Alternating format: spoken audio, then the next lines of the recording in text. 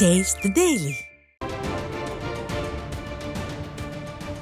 அண்மை செய்தி. துபாயில் நடைபெறும் விமான கண்காட்சியில் தேஜஸ் போர் விமானம் தரையில் விழுந்து விபத்திற்குள்ளாகி இருக்கிறது. இது பற்றிய விவரங்களை வழங்குவதற்காக நமது தலைமை செய்தியாளர் ஜெயக்குமார் இணைப்பில் இணைகிறார். அவரிடம் கேட்கலாம். ஜெயக்குமார், வணக்கம். இது பற்றிய கூடுதல் விவரங்கள்.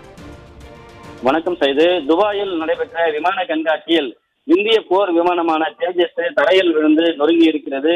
குறிப்பாக 2 ஆண்டுகளுக்கு ஒரு முறை இந்த விமான கண்காட்சி துபாயில் நடைபெறுவது வழக்கம். கடந்த 17ஆம் தேதி முதல் இது நடைபெற்று வருகிறது.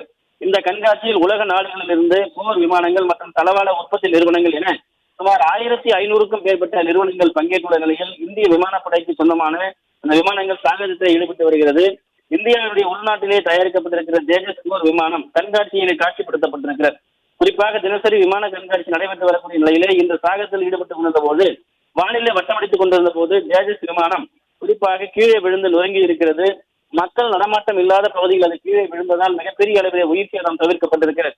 தேஜஸ் போர் விமானம் விழுந்து நொறுங்கியது தீப்பற்றி எரிந்ததும் அங்கு இருக்கக்கூடிய பார்வையாளர்கள் கண்காட்சிக்கு வந்தவர் மிகப்பெரிய ஒரு அச்சத்தை ஏற்படுத்தி இருக்கிறது. அதே நேரத்தில் விமானத்தில் பயணித்த பைலட்டுகள் அவர்கள் தப்பி இருக்கிறார்களா அல்லது அவர் என்ன நிலை என்பது குறித்து அதிகாரப்பூர்வமான தகவல் இன்னும் வெளியாகவில்லை. குறிப்பாக இந்த தேஜஸ் விமானம் கீழே விழுந்து நொறுங்கிய போது மிகப்பெரிய அளவில் சத்தம் கேட்டதோடு மிகப்பெரிய அளவில் தீ விபத்து போன்ற ஒரு அந்த தீப்பற்றி எரியக்கூடிய காட்சிகளும் வெளியாகி இருக்கிறது. தேஜஸ் போர் விமானம் எண்ணெய் கசிவு ஏற்பட்டு இருப்பதாக புகைப்படங்கள் நேற்று சமூக வலைதளங்களில் வெளியான நிலையில் ஆக்சிஜன் உற்பத்தி செய்யக்கூடிய அந்த அமைப்பு தண்ணீரை வெளியேற்றக்கூடிய நடைமுறைகள் இதையெல்லாம் முறையாக இருக்கிறதா என்பதை சாகசத்தின் போது அவர்கள் தரையில் விழுந்து நொறுங்கிய போது இதற்கான காரணங்கள் என்ன என்பது குறித்து இன்னும் முழுமையாக வெளியிடப்படவில்லை என்பது குறிப்பிடத்தக்கது.